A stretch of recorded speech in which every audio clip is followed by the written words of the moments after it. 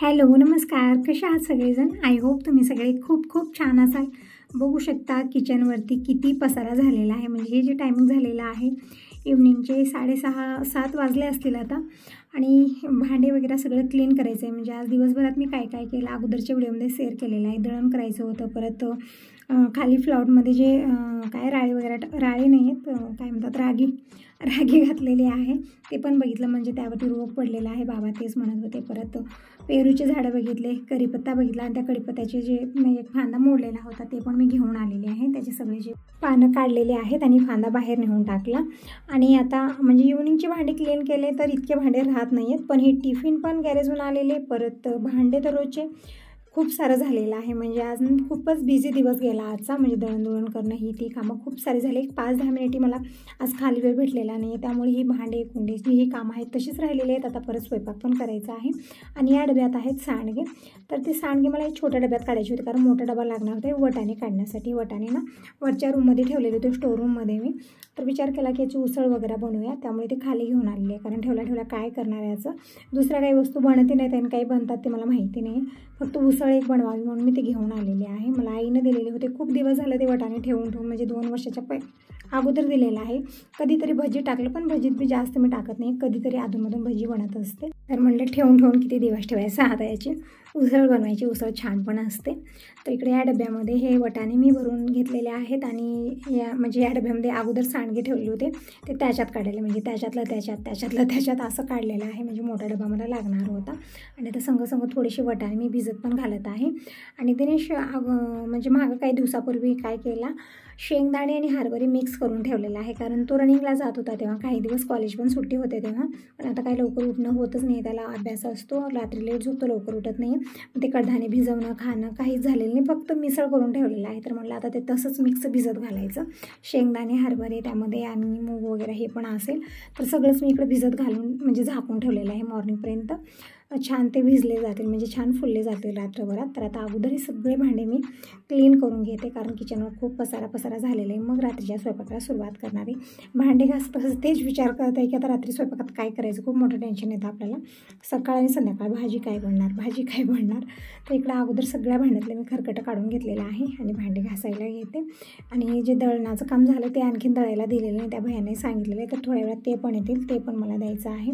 आणि आज गेले होते मी बाहेर, म्हणजे शेजाऱ्यांच्या ताईच्या घरी गेले होते, तर तिथं थोडा वेळ गेला मला। म्हणजे आज खरंच खूप बिझी दिवस गेला आज माझा।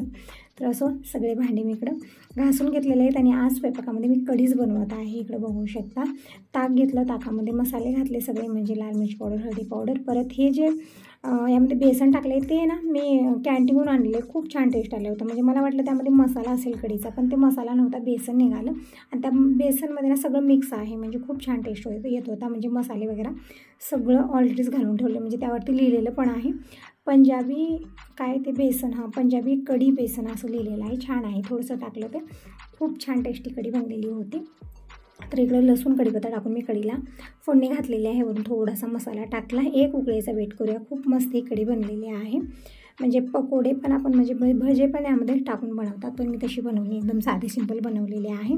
आणि हे जे गळलिंबू आहे मी ह्याचे तुकडे करून पाण्यात टाकलेले होते, तर दिनेश म्हणत होता मग मी हे काय केलेलं आहे, तर म्हणलं हे गळलिंबूतलं रस काढ, जितकं जोर आहे तितकं लावून काढत आहे, पण त्याचं रस थेंबरही निघालेलं नाही आहे। म्हणजे आमचे रस खूप कमी प्रमाणात असतं, पण खातात कसे गळलिंबू मला तेच कळत नाही। एक तर त्याची साल इतकी कडू असते आणि आतमध्ये इतक्या बिया होत्या, मग ते खातात कसं। म्हणजे असं म्हणतात की किडनी स्टोन वगैरे झालं तर ही गळलिंबू खाल्लं म्हणजे खातात। यामध्ये जर लोखंडाची सुई जर आपण घातली तर ती सुद्धा विरघळते, इतकं हे पॉवरफुल आहे, पण खायचं कसं तेच समजत नाही मला। चटणी वगैरे पण ती पण करवटच होणार आहे।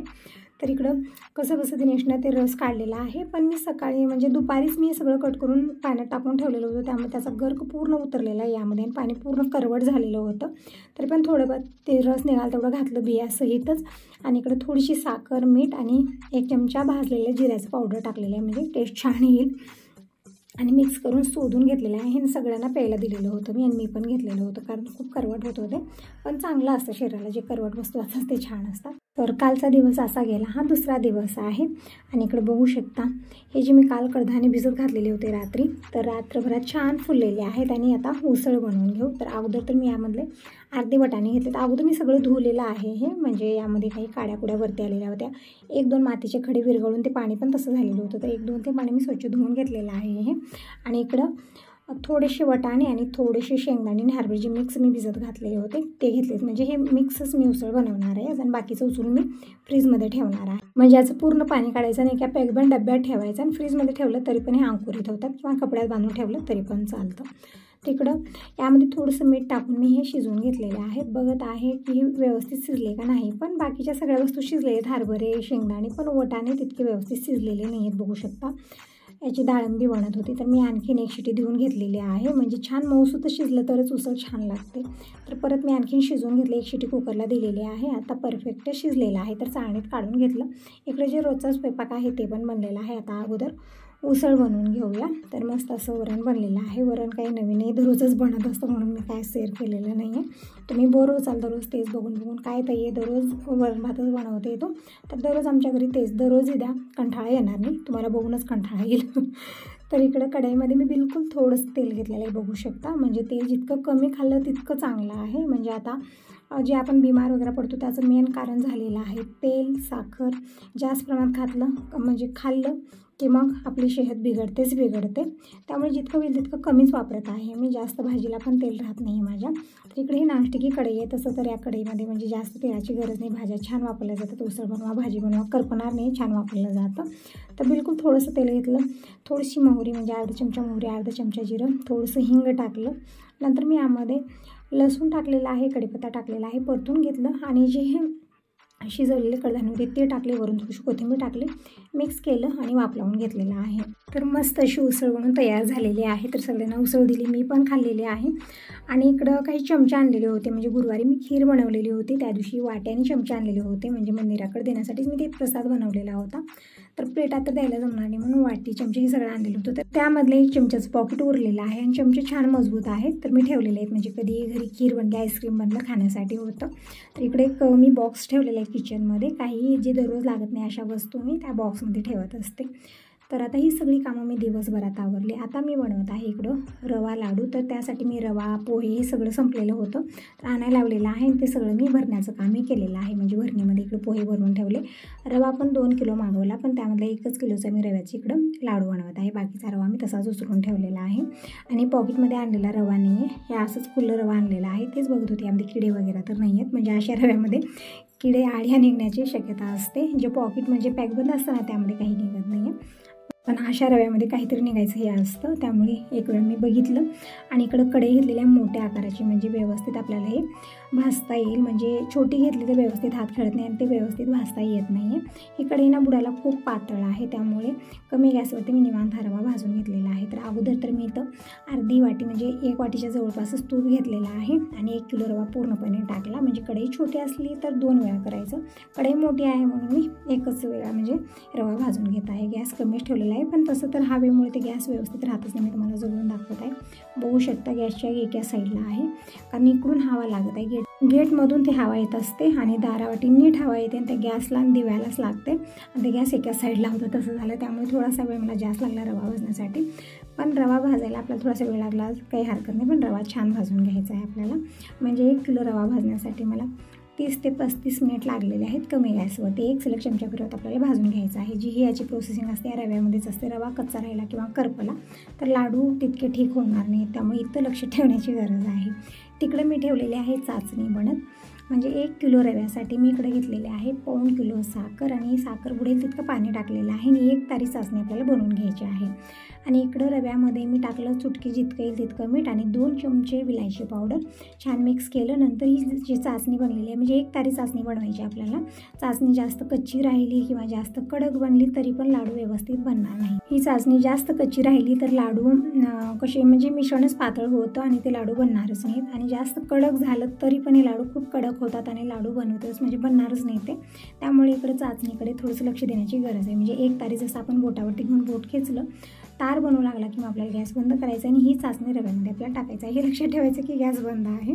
गॅस जर चालू ठेवलं तर याचा शिरा बनणार आहे, लाडूसाठी हे मिश्रण बनणारच नाही आहे। तर अगोदरच मी गॅस बंद केलेला आहे आणि इकडं हे पूर्ण चाचणी मी टाकली, छान मिक्स करून घेतलं आणि आणखीन वरून 1 चमचा मी तूप घातलेलं आहे म्हणजे फ्लेवर छान येतो तुपाचा।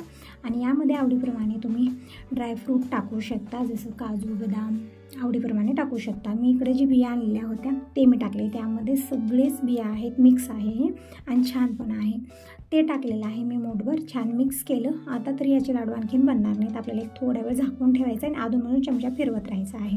तर वरून आणखी थोडीशा बिया मी टाकलेल्या आहेत आणि थोडा वेळ झाकून ठेवलं। जोपर्यंत हे सेट होत आहे तोपर्यंत मी बनवणार आहे चिवडा। म्हणजे खूप दिवस झालं चिवडा हा बनलेला नाही। चिवडा हा माझा फेवरेट आहे। दिनेशला चिवडा तितका आवडत नाही पण दीपकचा फेवरेट आहे। दिनेशला आवडतात रवा लाडू, खूप आवडतात किंवा बालुशाही, दिनेशची हे खूप फेवरेट आहे म्हणून म्हणलं रवा लाडू पण बनवूया आणि चिवडा पण म्हणजे सगळ्यांचंच होईल। तर इकडं कढीपत्ता खूप सारा आत्ताच मी काढून ठेवलेला आहे। म्हणजे जसं मी तुम्हाला म्हणलं की कढीपत्त्याचा फाटा मोडलेला होता ते मी काढून एका कवरमध्ये इकडं ठेवलेलं आहे म्हणजे त्याचं जे आहे ना वास जास्त वेळ टिकून राहावा। आणि इकडे घेतलेली आहे कोथिंबीर। आता कोथिंबीर, कढीपत्ता आणि पुदिना या तिन्ही वस्तू तळून घ्यायचे, पण त्या अगोदर म्हणजे जोपर्यंत या भाज्या मी बारीक चिरून घेत आहे तोपर्यंत पॅन ठेवलेले, पॅनमध्ये थोडंसं तेल आणि यामध्ये टाकले आहेत मी 2 वाटी शेंगदाणे। शेंगदाणे आपल्याला छान तळून घ्यायचे आहेत, गॅस कमीच ठेवलेला आहे। कमी गॅसवरती शेंगदाणे आणि डाळवं तळून घ्यायचं आहे। तोपर्यंत इकडे मी भाज्या चिरून घेते। तर मुठभर पुदिना घेतलेला आहे आणि मुठभर कोथिंबीर आणि थोडासा कढीपत्ता, आपल्याला या तीनही हे जे पालेभाज्या आहेत छान कडक होईपर्यंत तळून घ्यायच्या आहेत। तर इकडं शेंगदाण्यालाही परतत आहे मी, म्हणजे चिवड्याचा जेव्हा मसाला बनतो ना त्यावेळेस कुठंही गॅस आपल्याला फुल करायचा नाही, कमी गॅसवरती हा मसाला बनवून घ्यायचा आहे। एकदम टेस्टी चिवडा बनतो, जसं की हॉटेलमध्ये त्यापेक्षाही चांगला बनतो। इतका मस्त हा चिवडा बनून तयार होतो, थोडासा वेळ जास्त लागेल काही हरकत नाही, पण खूप छान टेस्टी रेसिपी बनतात, जसं रवा लाडू आहे किंवा चिवडा आहे। तर इकडं कोथिंबीर मी बारीक चिरून घेतलेली आहे, पुदिनाही बारीक चिरून घेतलेला आहे म्हणजे थोडंसं लवकर हे तळलं जाईल। तसं तर आता इव्हनिंगची वेळ झालेली आहे, स्वयंपाकही मला करायचं आहे। थोडंसं लेटच मी सुरुवात केलेली होती। काल दिवस असा गेला की दळणदुळण ही ती कामं केली मी, कालचाही दिवस बिझी होता आणि आजचा पण तसाच आहे। तर इकडे बघू शकता शेंगदाणे छान तळल्यानंतर मी शेवटला डाळवं टाकलेलं आहे, कारण डाळव्याला जास्त तळायची गरज नाही, अगोदरच ते भाजलेले असतात त्यामुळे जास्त वेळ हे करण्याची गरज नाही। थोडंसं मी परतून घेतलं हे टाकल्यानंतर आणि सगळे तळलेलं जे आहे ना एका ताटलीमध्ये मी काढून घेतलेलं आहे। आता परत मी हे पॅन ठेवलं, यामध्ये आणखी मी थोडंसं तेल घेतलेलं आहे आणि हे जे पालेभाज्या आहेत ते आपल्याला तळून घ्यायचं आहे। कढीपत्ता मात्र खूप लवकर उडतो, चेहऱ्यावर चुरून येतो। तर इकडं कढीपत्ता, कोथिंबीर, पुदिना तीनही पालेभाज्या एकत्रच टाकल्या आणि छान कडक होईपर्यंत, जसं कुरकुरीत होईपर्यंत तळून घ्यायचं आहे। म्हणजे जसं आपण हातानं क्रॅश करू ना तसं ते क्रॅश व्हावं तशा पद्धतीने तळून घ्यायचं आहे आणि कुठेही गॅस फुल करायचं नाही, कमी गॅसवरतीच आपल्याला हे सगळं तळून घ्यायचं आहे। कारण फुल गॅस केलं तर त्याचा कलर पण चेंज होतो आणि ते करपतात पण व्यवस्थित तळणार नाही, त्यामुळे कमीच गॅस ठेवायचा आहे। एक वेळा मी ह्या मिश्रणालाही परतून घेतलेले, छान थिक झाले म्हणजे छान सेट झालेले आहे आता लाडू बनवण्यासाठी। पण आता मी चिवडा बनवत आहे तर म्हणलं चिवडा बनवून घेऊया अगोदर, जास्त वेळ लागणार नाही। जे याचं प्रोसेसिंग असतं ते मसाल्यामध्ये असतं, मसाला बनला किंवा चिवडा बनला जसं समजायचा। तर इकडे पालेभाज्या तळलेल्या आहे, शेंगदाणे डाळू हे पण तळलेलं आहे। आता परत या पॅनमध्ये मी 3 ते 4 चमचे तेल घेतलेले, म्हणजे अर्धा किलोचा चिवडा बनवत आहे त्या हिशोबाने घेतलेला आहे। आता काढून घेऊया मसाले। तर मसाला डब्यामधले लाल मिरची पावडर संपलेली होती ते पण मी काढून घेतलेले आहे आणि इकडे मुरमुरे पण एका मोठ्या भांड्यात मी काढून घेतले, म्हणजे व्यवस्थित हा मसाला यामध्ये मिक्स करता यावा। आणि इकडं तेल घेतलेले, तेल गरम होत आहे तर अर्धा चमचा मी मोहरी टाकलेली आहे। मोहरी तुम्ही आवडीप्रमाणे टाका किंवा जिरं टाकलं तरी पण चालतं, पण मी थोडंसं टाकलेलं आहे। आणि आता काढून घेऊया तोपर्यंत मसाले। तर मसाल्यामध्ये मी इकडे 2 ते 3 चमचे लाल मिरची पावडर घेतलेली आहे, अर्धा चमचा हळदी पावडर, मसाले काढत आहे संग इकडं फोडणीची तयारी होत आहे. जसं जिरं छान तडतडलं नंतर मी टाकलेलं यामध्ये खूप सारा लसूण, म्हणजे लसूण तितकं आपल्याला हे सोलायचं नाही, म्हणजे पूर्ण पाचोळा काढायचा नाही, थोडा पाचोळा असला तसा लसूण ठेसून घ्यायचा आहे मोठा आणि ते चिवड्याला टाकायचं आहे.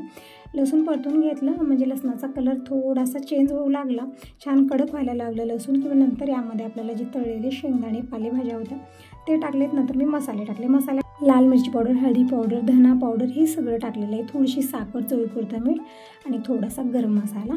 मसाले टाकल्यानंतर आपल्याला गॅस बंद ठेवायचा आहे, कारण हे जी पॅन आहे खूप जाड आहे, तर गॅस बंद केलं तरी पण याची प्रोसेसिंग थांबणार नाही. मसाले हे छान व्यवस्थित भाजलेले आहेत. तर आता हे मसाला मी ह्या मुरमुऱ्यामध्ये टाकला, म्हणजे चिवडा आणखीन बनलेला नाही, मुरमुरेच आहेत हे. आता हा मसाला टाकून आपल्याला छान मिक्स करून घ्यायचा आहे. अगोदर तर मी चमच्याने मिक्स केलं कारण खूप गरम होतं, आता छान गार झालेला आहे. आता हाताने छान मिक्स करायचं आहे, म्हणजे एक मुरमुऱ्याला हा मसाला व्यवस्थित लागला पाहिजे, अशा पद्धतीने मी हे मिक्स केलेलं आहे. तर बघू शकता चिवडा बनून तयार झालेला आहे आणि खूप छान टेस्टी हा चिवडा बनलेला आहे. जसं हॉटेलमध्ये भेटतो ना तशाच पद्धतीने हा चिवडा बनलेला आहे. तर एकत्र 8 दिवसाचा चिवडा मी बनवून ठेवत असते, म्हणजे इव्हनिंगला कधीतरी हलकी फुलकी भूक लागली आपण खायला घेतो, आणि खूप दिवसाच्या नंतर मी आज बनवलेला आहे. तर इकडं आता बनवूया रवा लाडू. तर हे पण मिश्रण शेड झालेलं आहे, छान मी मिक्स केलं चमच्यानं, म्हणजे याच्या गुठळ्या पण बनलेल्या होत्या, तर गुठळ्या मोडून घेतल्या सगळ्या मी, छान एकसारखं करून घेतलं मिश्रण.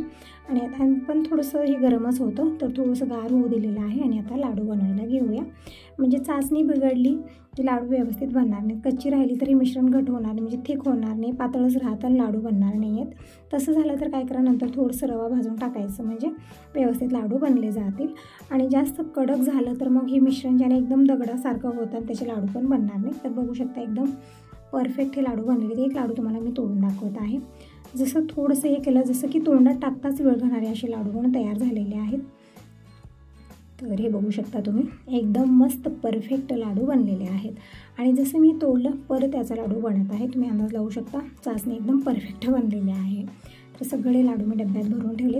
विनेशचे पप्पा आलेले आहेत, म्हणजे जे बाहेरचं गेट आहे ना ते ओढतच नाही, खूप दिवस झाला असं होत आहे, तर त्याचे बेरिंग गेलेले आहेत, तर ते भैयाला घेऊन आलेले आहेत ते बेरिंग वगैरे लावण्यासाठी. तर बाहेर त्यांचं काम चालू आहे, तर त्यांच्यासाठी चहा वगैरे बनवायचं आहे. परत त्यांना खाण्यासाठी लाडू चिवडा हे पण मी दिलेलं होतं, म्हणत होते खूप छान टेस्टी लाडू बनलेले आहेत. तर लाडू मी इकडे डब्यात भरून ठेवलेले आहेत, त्यांचं आवरून दिलं, ते गेलेले आहेत. परत म्हणजे गेटचं काम झालेलं आहे, खूप म्हणजे असं जड जात होतं, म्हणजे जंग खाल्लेलं होतं ना, त्यामुळे ते जमतच नव्हतं आणि त्याचे बेरिंग वगैरे गेलेले होते, ते झालेलं आहे. आता थोडासा चिवडा मी तर ताटलीत काढले, 2 ताटलीत, म्हणजे शेजाऱ्यांच्या ताईंना देण्यासाठी, आणि बाकीचा चिवडा मी कवरमध्ये भरला. डब्यात भरलं तरी पण चालतं, पण डबे एकी रिकामे नव्हते म्हणून कवरमध्ये भरलेत, म्हणजे हवा लागणार नाही, कडक बनून राहतो. आता त्यांना मी देऊन येते, आणि भांड्याचा तरी इथं ढिगारा लागलेला आल्यानंतर घासणार आहे. अगोदर मी त्यांना चिवडा आणि 2 रव्याचे लाडू 2 घेतलेले आहेत, अगोदर देऊन येते.